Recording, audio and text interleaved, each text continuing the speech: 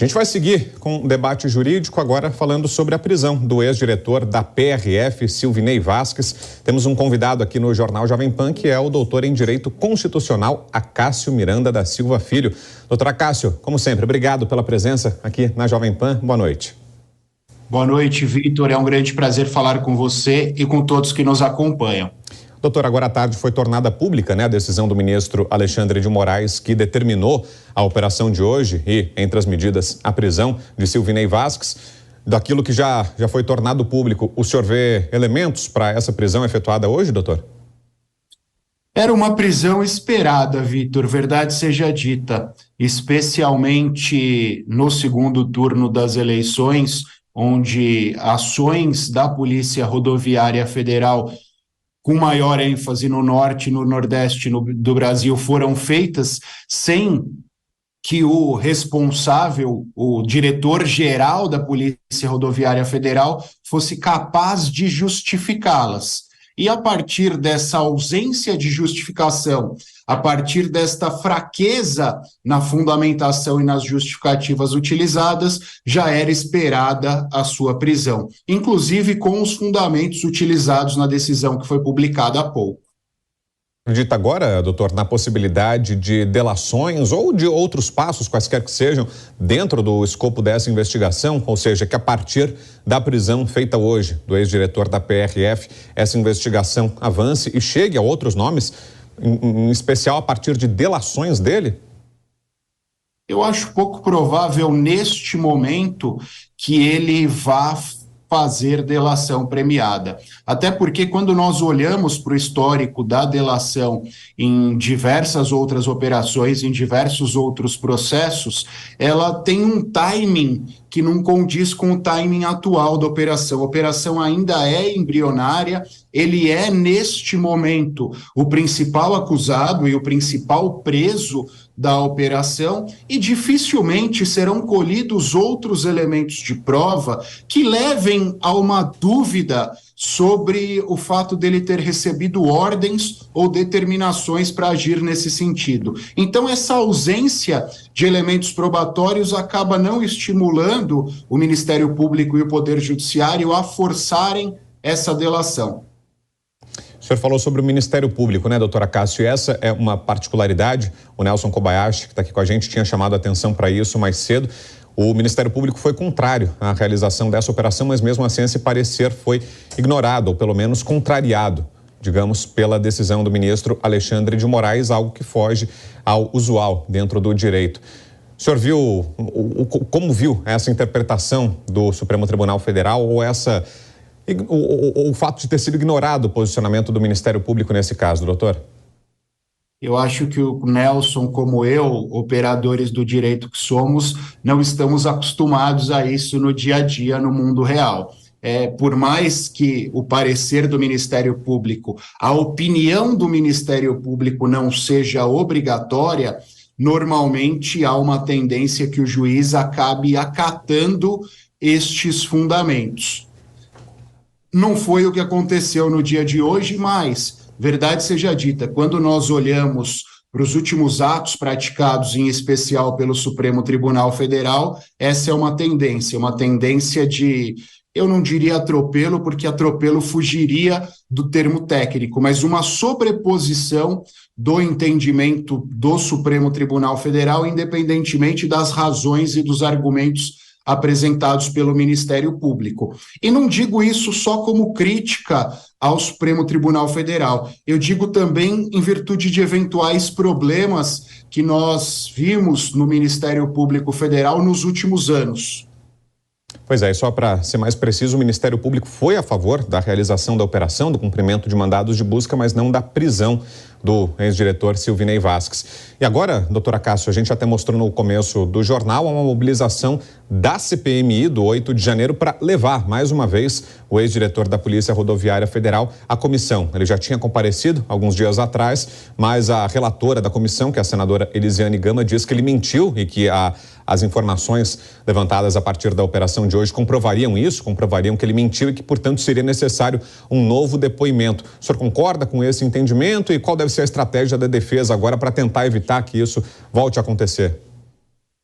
A CPI, a CPMI, verdade seja dita, como a grande maioria das comissões parlamentares de inquérito conduzidas no âmbito municipal, no âmbito estadual e no âmbito nacional, ela tem um viés muito mais político, um viés de narrativa do que jurídico probatório propriamente. É bem possível que a CPI, que a CPMI convoque para que ele compareça novamente, mas o que ele disse lá atrás, enquanto investigado, ele não é obrigado a falar e ele não seria obrigado a dizer a verdade. O direito à autodefesa é constitucionalmente assegurado, então ele não seria punido e não será punido pelo fato de não ter prestado um depoimento condizente com as provas atuais. E caso vá à CPMI novamente, ele tem duas opções: ele adota o silêncio ou mantém os argumentos que ele utilizou anteriormente. E por mais que sejam feitas novas ponderações pelos senadores, pelas senadoras, pelos deputados e pelas deputadas,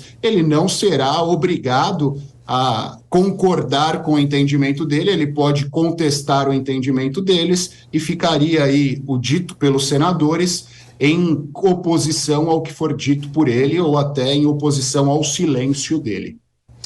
E o senhor imagina que agora a investigação tente chegar ao que seriam os elos mais altos dessa cadeia, doutor? Porque uma das informações principais que baseou a operação de hoje foi o fato de terem sido encontrados em celulares de policiais rodoviários federais mapas que mostravam em quais cidades Lula teve uma vantagem maior sobre Jair Bolsonaro no primeiro turno da eleição.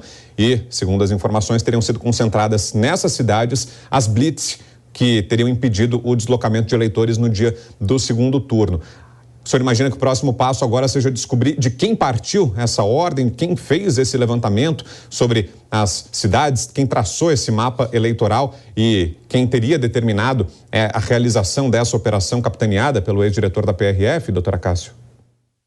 O objetivo das investigações do Supremo Tribunal Federal, desde o primeiro momento, é esse: alcançar pessoas que estejam no topo dessa pirâmide organizacional. Mas como nós falávamos quando você perguntou sobre a delação, eu acho que não existem neste momento elementos probatórios que digam que pessoas que estavam acima do ex-diretor da Polícia Rodoviária Federal tenham determinado, tenham obrigado ou tenham estimulado ele à prática destes atos. E ele, até por uma questão de função, um código de ética policial, acho pouco provável que ele vá delatar alguém, que ele vá fazer um acordo de delação premiada. Então, todas essas circunstâncias acabarão canalizadas nele. Ele tinha plena capacidade de estruturar essas circunstâncias e tinha plena capacidade, em virtude do fato de estar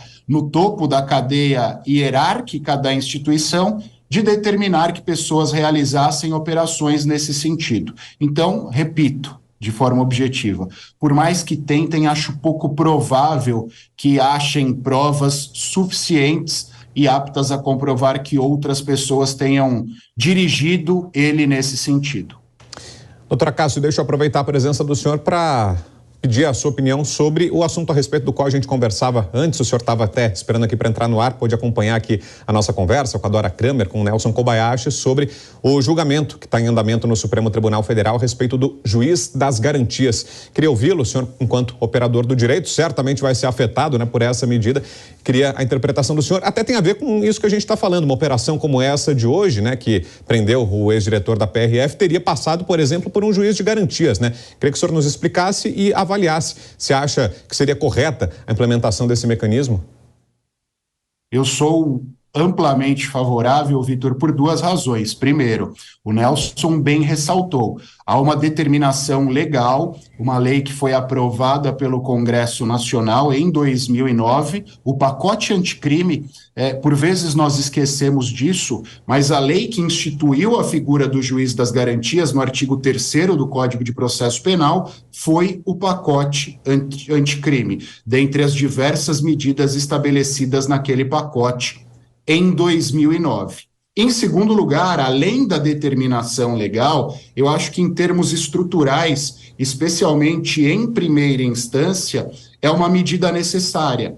Hoje, as investigações, as provas produzidas durante a investigação são apresentadas perante um juiz que conduz a investigação. A investigação no Brasil tem menos garantias que o processo penal propriamente, então o juiz que conduz os atos, onde há uma menor quantidade de garantias, vai ser responsável por julgar o mérito desse processo. Então ele acaba invariavelmente viciado por aquelas provas e pelas circunstâncias através das quais foram produzidas aquelas provas em primeira instância.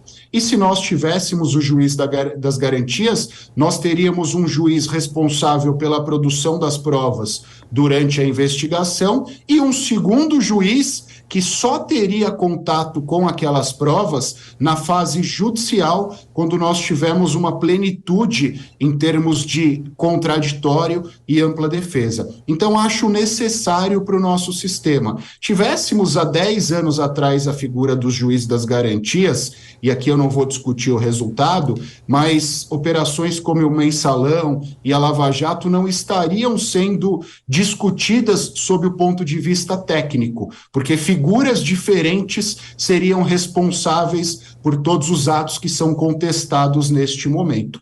E, em segundo lugar, pegando o gancho que você mesmo ponderou e que diz respeito ao nosso bate-papo nesse momento, o próprio Supremo Tribunal Federal estaria sujeito ao juiz das garantias, como todos os outros órgãos colegiados, a rigor também estariam quando estivermos diante da competência própria destes tribunais. Isso também trará mais lisura e uma menor quantidade de questionamentos às decisões exaradas por estes tribunais. Perfeito. A análise do doutor Acácio Miranda da Silva Filho, advogado, especialista em direito constitucional. Doutor Acácio, mais uma vez, muito obrigado pela presença aqui com a gente. Sempre um prazer. Até a próxima. Prazer é meu, Vitor. Um grande abraço. Boa noite.